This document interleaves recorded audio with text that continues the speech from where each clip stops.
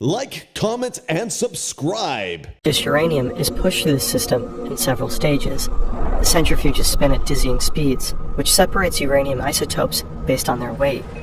The heavier atoms are gradually pushed towards the outer edges, while the lighter atoms concentrate in the center. That's the enrichment. When this enriched uranium is later split, enormous amounts of energy are released. Enriched uranium is the key ingredient to nuclear power plants, or to the deadliest weapon mankind has ever seen.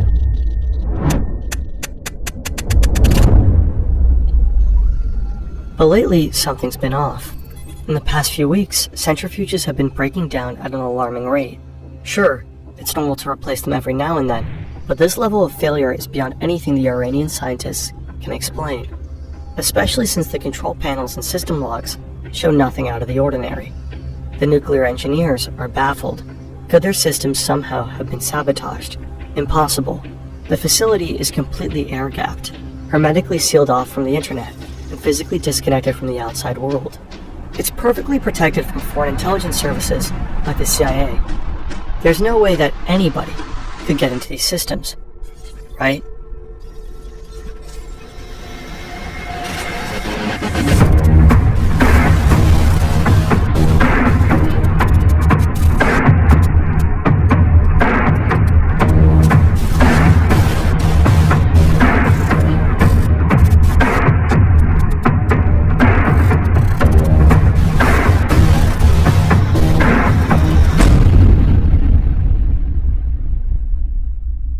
This video is partly based on the great book Countdown to Zero Day. You'll find a link in the description. Sergei Ulysin and Oleg Kupriv work for a small cybersecurity firm in Minsk, Belarus. Right now, they're remotely troubleshooting some computers for an Iranian client. The PCs are acting up, constantly crashing and rebooting. They dig through the systems, searching for the root cause, and eventually they find something. A malware. But this isn't your typical run-of-the-mill virus. This thing feels different. It's incredibly sophisticated, unlike anything they've ever seen. It appears to be exploiting a zero-day vulnerability. That's a previously unknown flaw in an operating system or software program. A zero-day exploit is insanely powerful because, as long as it stays undetected and unpatched by developers, it can be used indefinitely. And the more critical the breach, the more systems can be hacked or infected. 0 days are the holy grail of hacking. Ulysin and Kupriv are stunned, and quite frankly, a bit intimidated. This was not the work of amateurs. Whatever they're looking at reeks of top-tier expertise.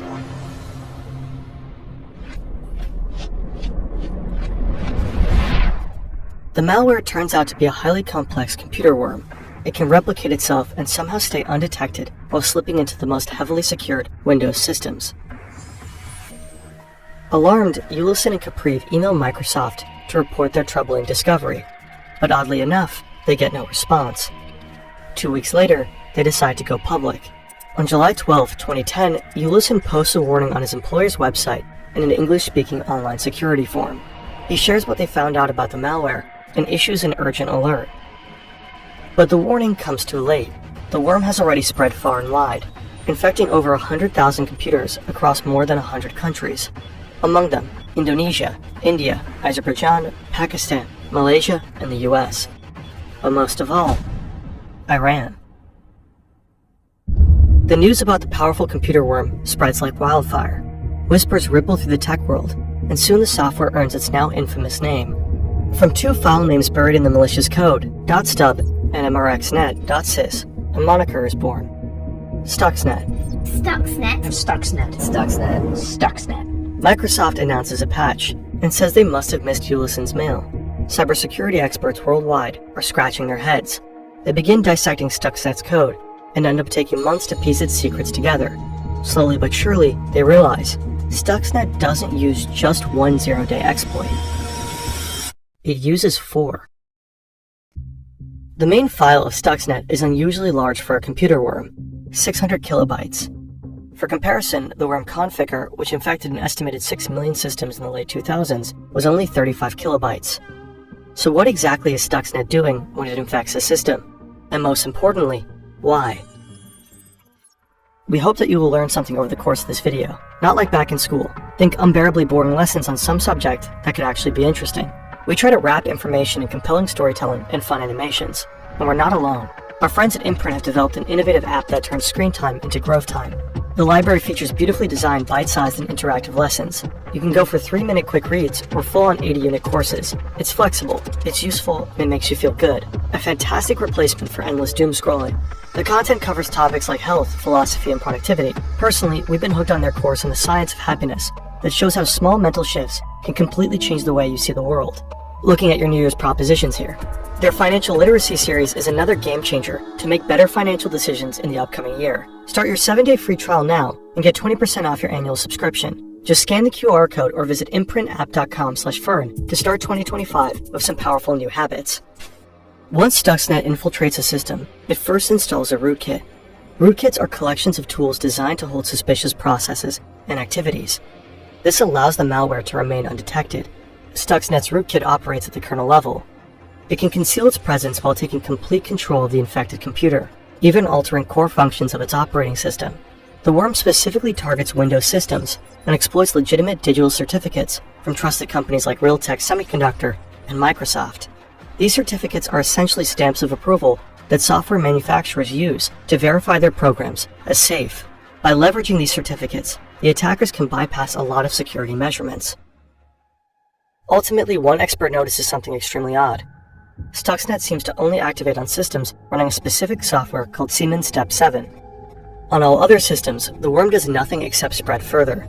The Siemens software is part of an industrial control system designed to work with so-called programmable logic controllers. These devices are widely used in industrial settings to control machines. The whole thing just got even more mysterious. Cybersecurity experts continue dissecting Stuxnet.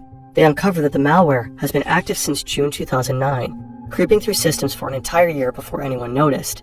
During this time, Stuxnet appears to have launched 3 distinct waves of attack, the first in June 2009, followed by 2 more in March and April 2010. With each wave, the code was slightly tweaked, most likely to render the malware even more aggressive. There are very few entities in the world who could pull this off. And there's one more detail. Stuxnet isn't just attacking any random computer running the Siemens software. It's originally tailored to strike in one specific country. Whatever Stuxnet is after, it must be worth the enormous amount of effort put into this worm. It must be industrial in nature, and it must be located in Iran. In 2002, an Iranian resistance group exposes the existence of 2 top-secret nuclear facilities in Iran, a heavy water plant in Iraq, and a uranium enrichment facility in Natanz. Why does Iran suddenly need so much uranium? Alarm bells go off in the West. Could Iran be working on nuclear weapons? This would violate the Non-Proliferation Treaty, or NPT. That's an agreement signed by the international community in 1968 to prevent the spread of nukes and promote disarmament. Iran appears to be willingly breaking the NPT. The country was supposed to report the facilities to the International Atomic Energy Agency, IAEA, but it didn't. The body is responsible for monitoring nuclear activities and preventing the development of nuclear weapons. 1 year after the Natanz site is uncovered, the IAEA sends a team of investigators. The Iranian leadership tries to calm things down, insisting the uranium will be used for peaceful purposes only, to produce nuclear energy. But when the IAEA investigators get to Natanz, they collect environmental samples and find traces of highly enriched uranium. Uh-oh. This discovery sets off a chain reaction. The IAEA starts conducting regular inspections at the facility. The UN Security Council imposes economic sanctions. Years of tense negotiations ensue. Iran's nuclear ambitions cross a red line for many countries, especially for Israel and the US. Once allies, Washington and Tehran became bitter enemies after the Islamic Revolution in the 1970s. Meanwhile, Iran has openly positioned itself as Israel's nemesis and directly finances numerous anti-Israeli terrorist organizations. The stakes are clear. Israel and the US are determined to stop Iran's rise to nuclear power, by any means necessary. In 2006, then-President George W. Bush is briefed on a top-secret plan. The CIA has come up with a strategy to sabotage Iran's nuclear program. Working closely with Israeli cyber intelligence, they begin crafting a sophisticated digital weapon. The project is continued under Barack Obama. Its codename, Operation Olympic Games. Quick note, The following part of the story is based on this report by Dutch investigative journalist Huip Mullerkolk. While we cannot fully verify the events independently, they do align with earlier investigations made by other journalists. It's 2007. The CIA is making significant progress on Operation Olympic Games. They've even built a massive replica of Iran's nuclear facility deep in the forests of Tennessee to understand how to sabotage the plant without detection. But they have a major problem. They can't send their own agents to infiltrate the high-security facility at Natanz. So they turn to an ally, the Dutch intelligence service MEVD. The plan for the covert operation is laid out during a meeting between CIA Director Michael Hayden and senior MEVD officials. Enter Eric van Sabbe, a Dutch engineer living in Dubai. He works there for a transportation company. He's also an asset for the Dutch Secret Service. And now he's given what will be the final mission of his life. Van Sabbe is to install water pumps at the Natanz plant. According to CIA Director Hayden, these pumps contain a technical masterpiece. Later that same year, van Sabbe makes his way into Natanz and goes to work. How exactly he gains access remains a mystery, but he gets the job done. Van Sabbe successfully smuggles one of the most powerful cyber weapons ever created into a heavily secured and isolated underground nuclear facility. 2 years later, in 2009, he dies tragically in a motorcycle accident in Dubai. There are no indications of foul play. Once Stuxnet is inside the systems at Natanz, the malware gets to work. But somehow it's not effective yet. So the CIA doubles down, creating updated versions of Stuxnet in June 2009 and again in 2010. The iterations are faster, more aggressive, and capable of spreading across systems more efficiently, wreaking even greater havoc. This time the US shifts tactics to get their weapons into the plant. They target 5 Iranian companies, specializing in industrial control systems. The updated Stuxnet worm uses those computers as a gateway to once again find its way into the Natanz facility. For weeks, the malware does nothing but observe, recording every detail of the usual routine. When it's finally ready to strike, it starts by sending fake signals to the control room. To the operators, everything looks perfectly normal. But behind the scenes, chaos unfolds. Stuxnet sabotages the centrifuges by taking control of their frequency converters, the systems that regulate motor speeds. Stuxnet starts altering the centrifuge's speeds. The frequency converters usually operate within a safe range of 807 to 1207 Hz. But Stuxnet pushes that frequency up to 1410 Hz and then slams it down to a near standstill at just 2 Hz, before stabilizing it briefly at a moderate 1064 Hz. And then the cycle starts all over again.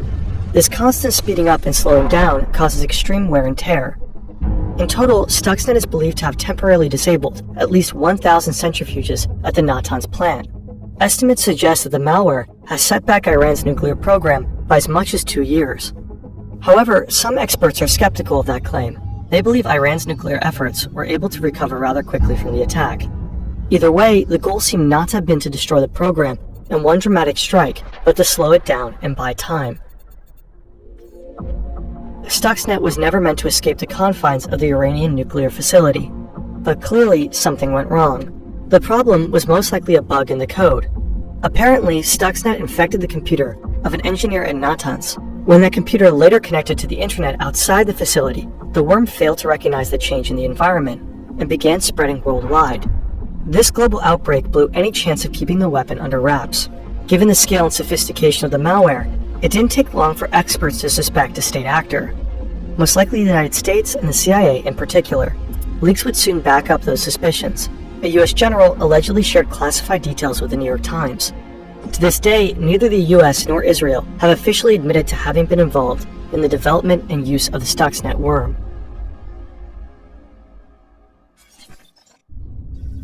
Stuxnet marked a historic first, a digital weapon capable of physically destroying an industrial facility. Nothing like that had ever happened before, and to this day, no attack of such scale has been repeated, probably because operations like this require immense time and resources, with little guarantee of causing lasting damage. In 2021, another suspected cyber attack hit Iran's nuclear facilities, allegedly orchestrated by Israel, but like Stuxnet, it failed to permanently derail Iran's nuclear ambitions. According to the US Secretary of State, Iran is now dangerously close to having enough material to build a nuclear weapon. Whether they will actually build one remains uncertain. Iran's newly elected president continues to claim the country has no interest in nuclear arms.